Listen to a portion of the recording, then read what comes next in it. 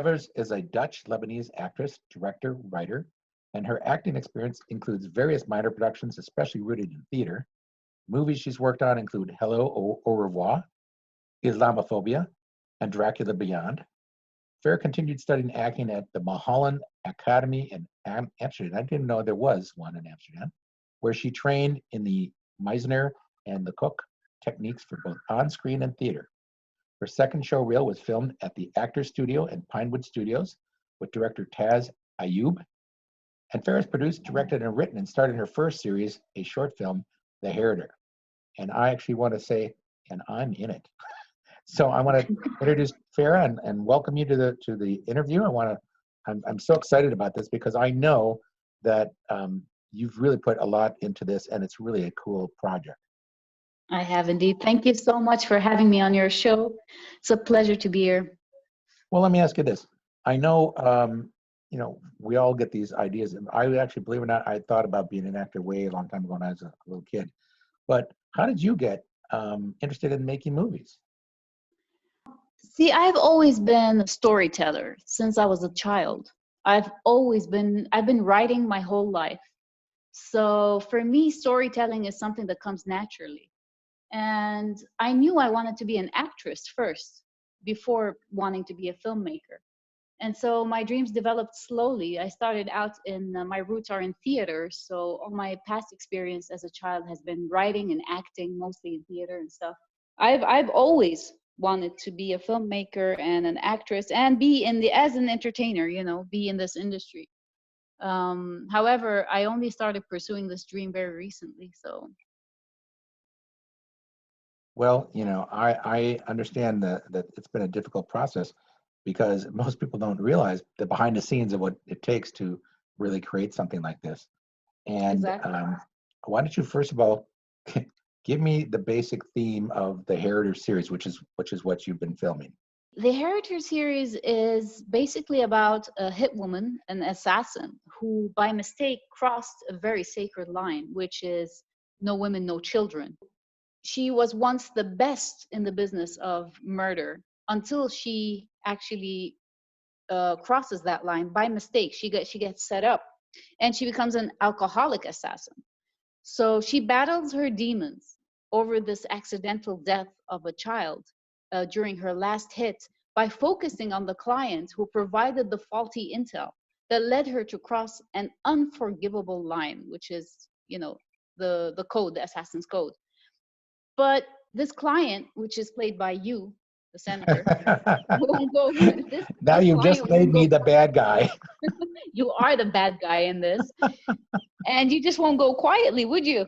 No. So you hire the best money that can buy, right, to take out my character Mist before she comes for him. So with her skills compromised by addiction and, this compassion for this young orphan girl she finds, Mist will have to set aside her demons, right, long enough to get the vengeance she craves and to fight off the onslaught of vicious attacks before she can finally fade away into the ether, because her mission is actually I call them the 3 R's. It's revenge, reformation, and redemption. So this is the whole mission of this woman, of this hit woman. So, and the redemption part for her is actually to just fade away and not, just to stop doing all that. She wants to quit. So, but ultimately, Mist, she ends up asking herself, or basically the theoretical question in the series is she still a predator? Is she, is she prey? Or because we have a main concept in the series, which is snakes and rats, right? You're either a predator or a prey. Life forces you to be one of those two. There is no compromise in this world. And so that is the base story behind the Heritor. Yeah, and there's kind of a revenge based on betrayal, right? Exactly. Precisely that, yeah. But it's the betrayal somehow opens her eyes. I mean, The fact that she commits this mistake that was it was a setup, right? And that turns her into an alcoholic, but at the same time it gives her that wake up call where she decides I don't want to do this anymore. And that's where the character Mist comes from, actually. Okay, so now you said it's revenge. There's three R's. Give me the three R's again. It's revenge, reformation, and then redemption. Okay, I think I've dated women like that. So um, I think right now I'm in the revenge part, right? Oh, That I'm dear Lord. receiving, but okay. So, my point is, it's relatable because most people don't, resort to, killing people, but No, of the course the not. themes actually run in regular people's lives. So I think people can really relate to this.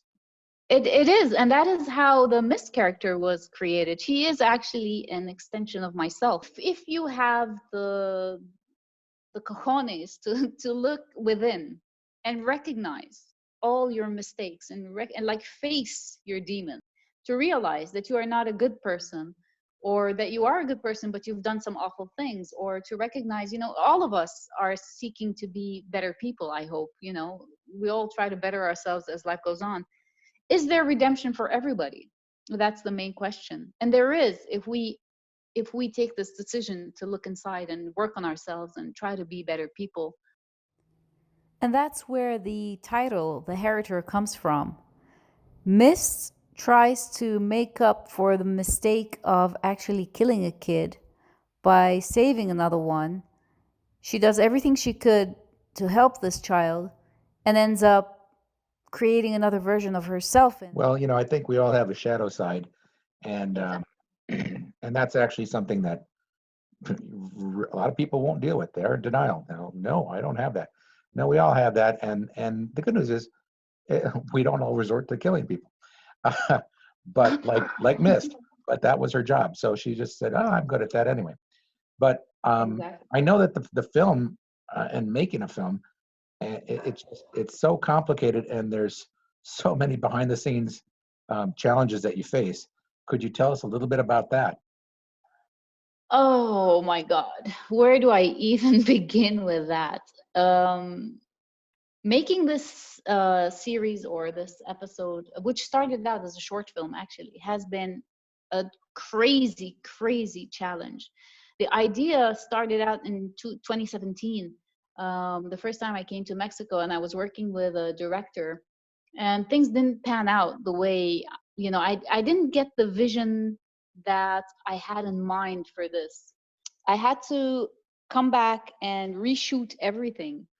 But the problem was that we faced so many challenges, everything from, we've had flaky people quitting on us, we've had insane technical difficulties, financial problems, you name it. We have been through the ringer trying to film this thing, and it was always something. Nothing went smoothly. It is amazing that I I know, didn't I give up. know, I know. One of the main actors was injured and couldn't finish the film, so we had to reshoot that. um, yeah, that was one of the things. And the problem was that every time I had everything set up and we had payments in place and everyone was hired and the set was everything was set and ready on our different locations and sets, and then something would happen.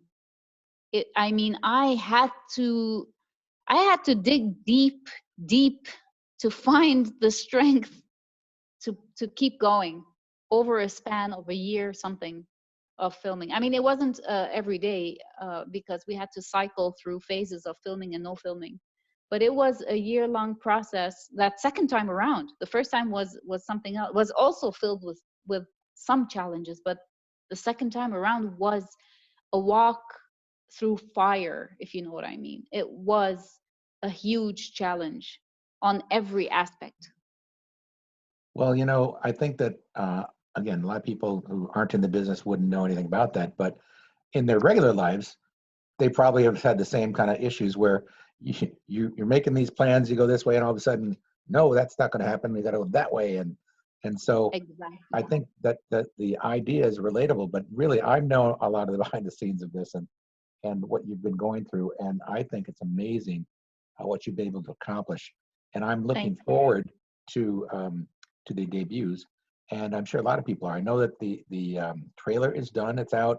And for those people who are listening to this, we're probably going to put a link with it so you can take a look at that and pass it around to people, because we want a lot of people to know about this. Because I really think, even though, as you say, it can be looked at as kind of a dark thing because she's a hitman.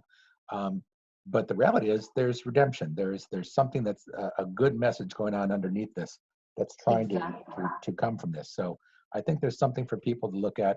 And if you like action movies, it's great. And I think I'm not commenting on the actors just because I am one of them, but I really think that it was really well done. I thought the people really were convincing. I thought it was a great story.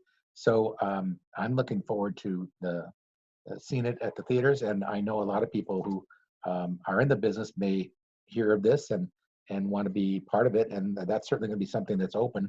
So we'll put the contact information.